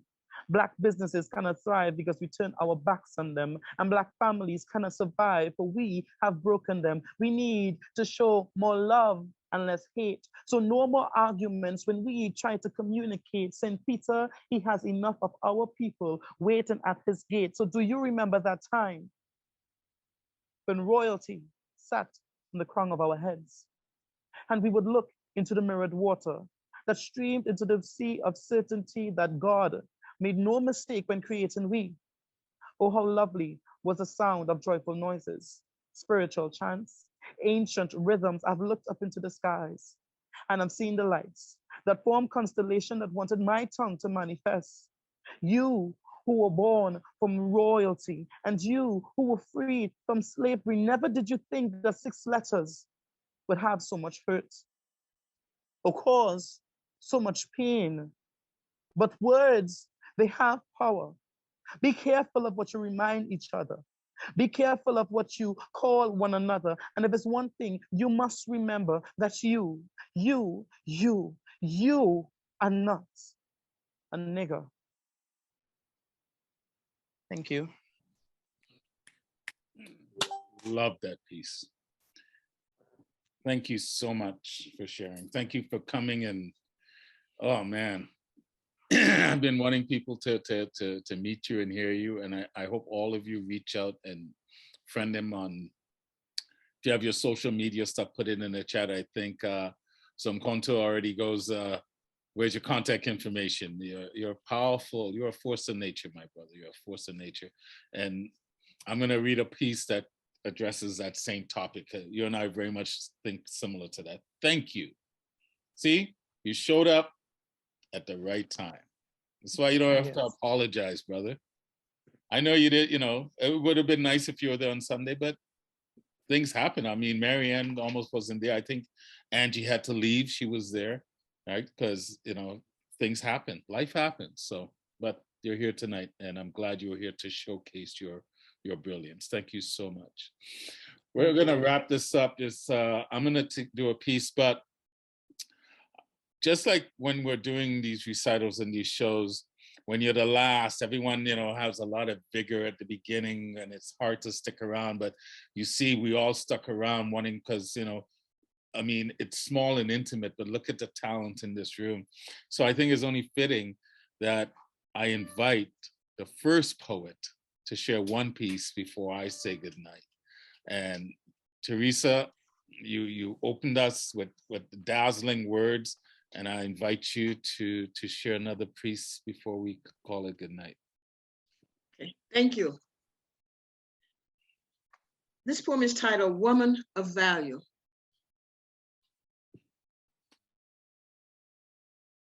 If the Egyptians had not denied Nefertiti as a possible pharaoh, we might have missed the calligraphy that tells her story from the walls of ancient ruins.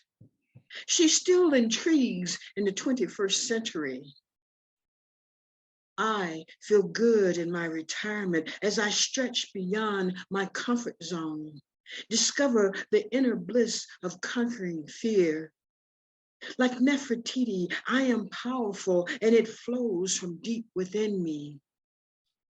I am made from the experiences of many lifetimes, recognize so much progress on my journey, feel my own inner strength, and know freedom like an eagle in flight. My season to blossom awakens my spirit. I face the forest, smile, and trees wink at me in admiration. My heart swells with gratitude for blessings that float in my river of light. My garden bears fruit from many years of toil, labor, sweat, rejection, pain, and suffering. I rise up strong from negative ashes, drift in ecstatic radiance with the vigor of a woman of value. Thank you so much. I love when I trust my instincts and ask you to read again. Man, oh, brilliant, powerful, right? Thank you. You I just, maybe one day us men will remember what our true purpose on this planet is. Maybe one day we'll remember that our job is to protect that which matters most, which is woman. You are the garden that we plant our seed in. Not that woman needs our protection because she can't do it, but no, that's our job. We plant our seed in the garden of what matters most, because without you, there is no life. And we all come from woman. So maybe man one day will remember what matters most. Thank you for that reminder, Teresa. Thank you. I can't wait for you to write about your trip to Egypt and all the stuff you've done. We're getting to the end, and my brother Kenneth Kenson. Sorry? Sorry, I just want to ask one thing. Yeah. That little thing you just said there, was that a poem? Who, what I just said? Yeah. No? Okay, I'm stealing that. Right away, brother. I look forward to seeing what you come up with. I am stealing that because if I can say quickly. Yeah. I recently did a show. I tagged doing those three pieces. Yeah. And it was how my dance teacher does things. He dedicates each show to a deity. So this year, a particular deity, the theme was called Black is Beautiful, and the deity that he was honoring was Oshun, the god of love, the feminine god of love and wealth and whatnot. So all my pieces was in some way like that. And is this same year was the year I kind of solidified myself as a feminist. So I have been writing pieces about Black women so much and sort of bashing Black men in a way to kind of like, hey, wake up. Just like you said, I wish that Black men really understood our purpose. So that what you just I have my pen. I'm writing that tonight. That is all. You don't have to steal. You're welcome to anything I say, brother. Anything I say. So thank you. I look forward to hearing. What's the one line that you felt most? You are the garden we plant our seed in. That line, that out cold. I love that so much because I had said something similarly in a poem called Her, where I said, you're the you're the reason why we feel like gods when you let us in between. And, it was kind of dancing along the line of the greatest form of energy exchange, which is sexual intimacy. And I don't think people understand the spirituality behind that. So it was when he said that, it kind of like, and I was just like, ooh, I love that. Like, was that the piece you did on TNT TV, I think? Or I saw you, was that, I can't remember. I might have seen that. If not, I'd like to hear that piece then. But write this piece. I want to hear, because I want to hear her. I think I've heard her before. If well, you guys aren't familiar, Trinidad and Tobago's their national slams coming up. I'm assuming you're probably going to be competing. No, I didn't. I stopped competing You at stopped the competing? slams. Okay. I stopped competing after I auditioned, and my entire audition, it was via Zoom. Oh. And while I was performing the first piece I performed that piece, and no one told me that my Wi-Fi was giving trouble.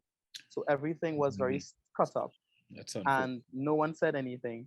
And I felt very disrespected because I felt as though if it was another poet, they wouldn't have done it. And um, that was my exit out of slam because I didn't feel respected in the space, even though I am very respected in the poetry world of Trinidad. Like once you say Kenson Laudat, everyone automatically knows who you speak of because my pieces, this is probably the calmest way I've ever done any spoken word. If you have ever seen me done any pieces I know you live, perform it, yeah. yeah. Yeah. So I just felt disrespected. People did not really appreciate how I perform.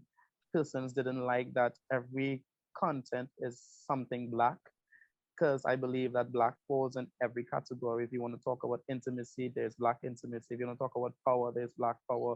Black could fall into anything. It is so multidimensional.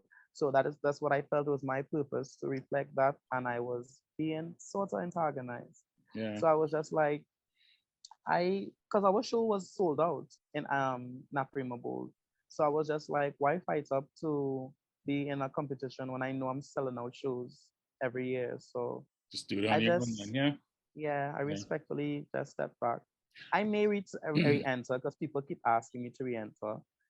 A lot of people keep asking me to re-enter. I don't care if you do the slams. I just I invite you to perform your poetry, whether you do slams or whether you do it on your own or put together your own one-man show or your own thing with dance, because you're just brilliant. To me, I don't have to agree with your poetry. Like, ask Brother Richard, not so much his poetry, but political viewpoints. But to me, when you don't embrace others' experiences, you're denying their experience. And everything is going to come from a lens of where you are in your life and your blackness, because that's where you are. So they don't want to embrace it. Do your own damn thing. We'll embrace it. I will. I hope to travel because I believe that my pieces will be more appreciated in the US because of the content and because of the demographic. Yeah. But at the exact same time, I have so much plans, and it's just meeting the right people to get those things executed. But I thank you all, and it's been an honor to see elders speak and from different parts of the world and really enjoy it, respecting different form of poetry.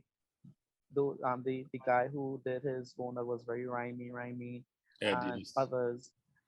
There isn't that space in Trinidad. It's like everybody must be one note, and that's why I'm so easily to pick out because I don't sound like everybody. Right. It's like Trinidad soca, is one rhythm and there are different artists on that same rhythm. Right. It's kind of like that's how it is, and I didn't want to be that. So the rebellious soul child always get blacklisted for a bit. Yeah. Only for a bit though.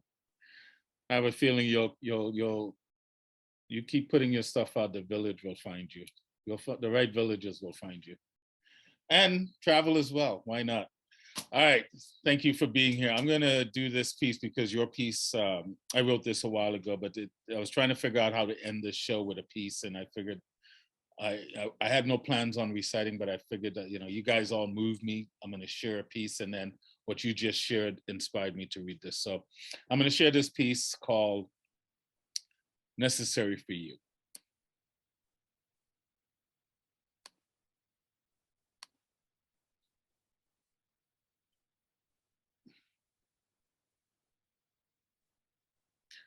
From the fringes of my consciousness, I pen this piece in hopes of inspiring and awakening from the distraction of life's bullshit.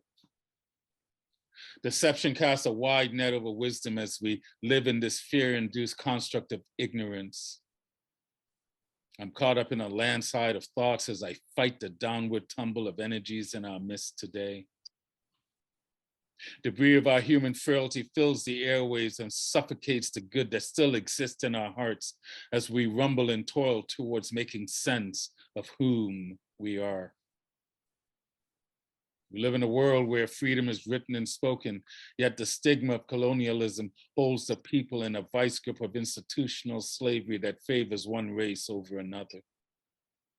While many remain imprisoned in glory days and others embrace a mindset that blankets the past with the morality of present day.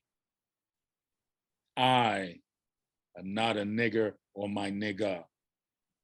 As James Baldwin said in his talk, Take This Hammer, it was an invented word. It was necessary to you, not me. It reflected the fears that dwelled within to cover a false sense of superiority through conquest and greed. I am human, Black, my walk. Not a condemnation of race, but a celebration of pigmentation. I simply speak my truth, and my truth fears no investigation. I pen these words as a free man of thought. I'm the many times grandson of those who birthed the light from the dark. My blood is the blood of kings and queens, the architects of great civilizations. My ancestors experienced the good, the bad, and the ugly. I am the proud descendant of those for whom the yoke of oppression goes past the Atlantic, Africa, and back to Arabia, to when we felt the lash of pharaohs and sultans. Scattered to the four corners, our history was hijacked, discredited, and whited out to keep disconnected and uninspired. Families, culture, our own sense of self rewired. Our men were raped of their essence to be made boys. Our women's virtue valued as concubine for amusement. Our truths remained foreign to our minds, our tongues, our hearts. Their spirit under constant barrage of hell's fire. Humanity denied, bodies beaten, crushed beyond recognition as pleasure derived from having the race beaten beyond the molecular makeup that binds all life. Your daily bread, barely enough to sustain life, never enough rest to honor the temple, while praying on blood-stained knees, waiting for the judgment day of the master's sins. I call upon the spirit of my ancestor to guide my steps. I honor the sacrifice made by standing up to injustice in hopes of fueling a revolution where no pound of flesh is required as penance. I've looked within to love past the anger and hatred, to the wisdom welted upon your backs. Hidden in the scarred and cracked lines in your faces from years in the sun-baked fields. The thickened rubber-like skin of your hands from centuries of making bricks and picking cotton that built wealth for others, but never of your own. In the chambers of my soul, I hear your voices echoing the call for the liberty that ties and binds us in a single garment of destiny. Your songs of freedom stayed constant as you carried this burden because it was yours to carry. And as your ashes long return to the earth to enrich growth, the wind kicks up the dust of your bones as a reminder of that cannot be broken as we await the awakening of our own warrior souls. I issue a call to the four corners, to all my brothers and sisters. Free your heart of fear to unshackle from the mental slavery of oppression. Know the truth about us, the truth that we are a mighty people. Know whose back took the lash before you raise your hand against your own. Knows whose truth was denied before you speak with contempt and disrespect of our mothers and sisters. Know the lives not lived before you want to end that of your brother. Time has come for us to take our rightful place in the race. Our lives have to matter to us. Our history, our true history must matter to us. It is no longer us versus us or even us versus them. Let us no longer be blind, deaf, and dumb as we embrace a mindset that casts out the insanity of indifference. We once dreamt of freedom.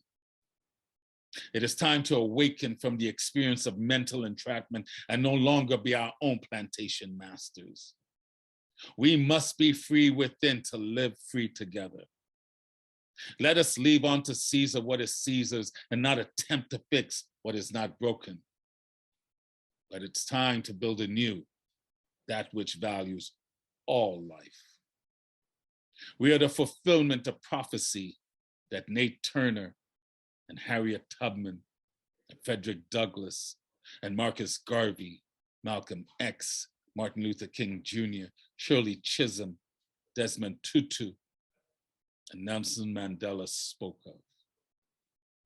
Let us get right with our history so we're not stuck in the hypocrisy of our history. For the time is upon us to walk with grace and dignity as we overcome and deliver on the promise of getting to the mountaintop.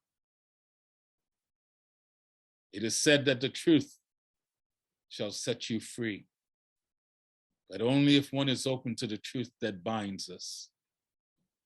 We all walk the same earth, breathe the same air, drink the same water. We all come from woman, and death will visit us all. Let us not be colorblind, but be human sighted. End of piece. Poets, writers, thank you so much for tonight. Bravo, you. Sir. Bravo. Thank you. Thank you. That's for all my brothers and sisters. Black, white, yellow, green, I don't care. The first part of that is just a little bit of a history lesson. And the second piece is a reminder we're all in this together. And we've all gone through shit on this planet. And it's time to stop blaming the past and having those that live today pay for the sins of the past. That does not move us along. That keeps us trapped in hypocrisy. We are a beautiful species that's capable of good, bad, ugly, and beautiful. I don't care how you identify, what ethnicity you have, that's been constant throughout our history. It's time for us poets to now lead and be the present day philosophers that inspire people to get right with themselves. It's time for us poets to shine. I thank you all for coming and sharing your gifts, your brilliance, but most importantly, sharing of yourself, having the courage to speak your truth. I am not here to judge. I am just here to embrace. And like my friend T.A. who's already left, and Richard, and Cece, and Teresa, and Zamkonto, and I'm sorry, John, and Marianne, and Yanni, and Ariana, and Kenson, we're here to uplift each other, and Angie. We are here to uplift, not to tear apart. So thank you. This is why, I don't know how I came up with this name, Home is the Heart. So when someone says, what's the theme of this open mic? Home and heart and humanity. Knock yourself out. Good night, brother. If you have any final words before we say good night, guys. I just wish I had read Man of Woman for Kenson. I wish I read that instead. Well, maybe come back next time and he'll. Oh, I've never tried. I've either been here or I couldn't make it ever since you started. I was at the first one, which was magical. Yeah. accident, and that it was magical. And then the genie said it was just for us because, so just like tonight after this, it will convert the file, go into my computer, get up the next day to go load it up. I did that last month. Right? I even opened up the file to make sure it converted. I got up the next morning, couldn't be found anywhere. The file's gone. Yes. So the piece that you improv for Zimkonto. It's sent. It's sent. It's in the chat. I put the Word file in the chat. Well, you have it, so you'll have to come back and do it. But but I grab it while it's there. It's called Good. Man of Woman. I tried to load it, but it wouldn't go before. Okay. Well, anyway, next month. Good night, everyone. I want you guys to read that. I'm sharing it. It's just a poem. So download it, guys. I'll download it and send it out. But we're at the 2-hour mark, or we started at basically 8:15. So it's a good time to say good night. Thank you all for coming and sharing your brilliance. I appreciate all your support. Continue to reach out to each other. Get to know the poets that you don't know, the new ones. Thank you for the new voices. John, you're not new, but you're new to me, and you're welcome back anytime, brother. You're a brilliant storyteller. Yanni, Angie, Kenson, keep writing, keep showing up. Marianne, we have magic to create, right? So Mkonto, you keep flying, brother. Go beyond the moon and the stars. This universe is big and vast. See what's out there. And Teresa, my sister, the matriarch of all of us, thank you for your guidance and just your presence. And my white brother, my Gandalf. Ian likes to call me Black Moses. Well, you're the Gandalf. So you and UNCC, you got that look. But I call you brothers, and I just love. It's not just about love, but love definitely is needed so much on this planet now. And we need to get past whatever political ideas we think we have and remember that it's together that we get to have these experiences. We act like we're having them with someone else. We get to have them. The good, the bad, the ugly, and the beautiful. And what a great group of people that I get to share this experience with. You're doing a great job being you. You're part of the transcendence. I just say, get off the chessboard. Get off the chessboard. Get off the chessboard. I love you. Checkmate. And they can't find you if you're not on the chessboard. That's a very good point. You got to be on the board to play. I love it. Love you all. I'll see you next month. Be strong. Stay safe. Be gentle with yourself so you can be gentle. Beautiful soul hosting. The inspired child. Be well, guys. Be well. Stay strong. Peace. Goodbye, everyone.